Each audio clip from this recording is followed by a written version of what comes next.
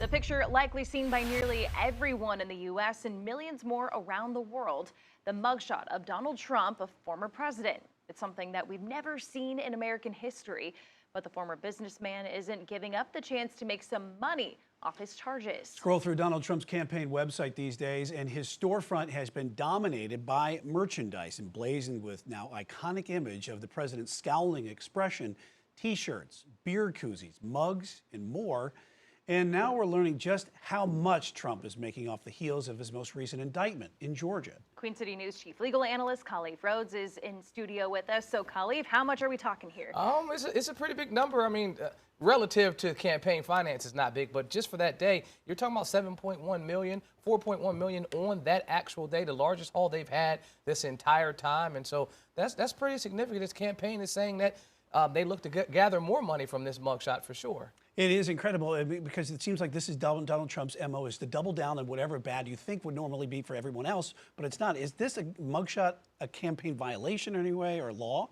Not a campaign violation or a legal violation. I mean, you got to kind of look at it from a number of angles. Is it a criminal violation? The answer would be clearly no. But then is it copyrightable? Is it something that someone else owns? Well, if it was a federal agency, then it would be clear. It's clear law established that's in the public domain. It gets a little trickier when you're talking about state agencies, and this one was a state agency, and it's particular to the state who owns it. If they'll release it, we see in New York, they may have taken a mugshot, but it wasn't released. You see in Florida, federal case, but there was no mugshot. Here we actually had a mix of bag where it was a mugshot, but it was a state case, and it's public use, so everyone's using it. His campaign's not the only people that are using it. Barstool Sports is using it. They're selling it for $32. Yeah. It's out there, and so people have seen an opportunity for them to make money off his image and likeness. I think they'll use it, and they are. Yeah, and Trump has, of course, claimed from the beginning that all of these indictments are witch hunts. So clearly this shows that his supporters are really backing that up. Or does it? Are they just buying it because,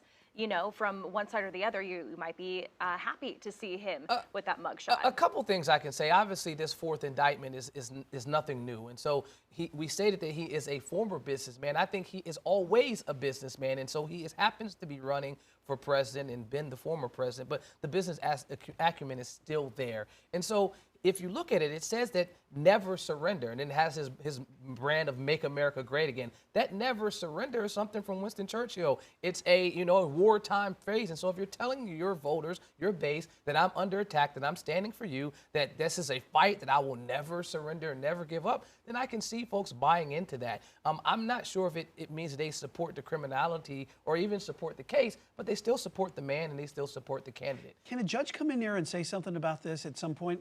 On any level, whether it's Georgia or I this think federal? that opens another can of worms that we don't want to open. I mean, because it's a First Amendment argument that you say. If you're saying that I can't sell this shirt, you're stifling my speech. And while he's attempted to make the argument that the First Amendment protects things that I did in the indictment, I think it would be a clear violation of his First Amendment rights to say you can't sell something that's in the public domain. Speech is not just speaking, but it's actually your appearance, your attire. And so you have an ability to monetize and sell something, specifically your own image.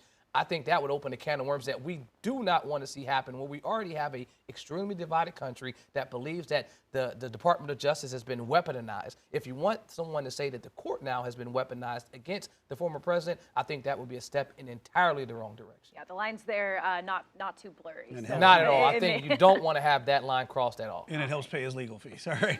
All right, Chief Legal Analyst Khalif Rhodes, thanks so much.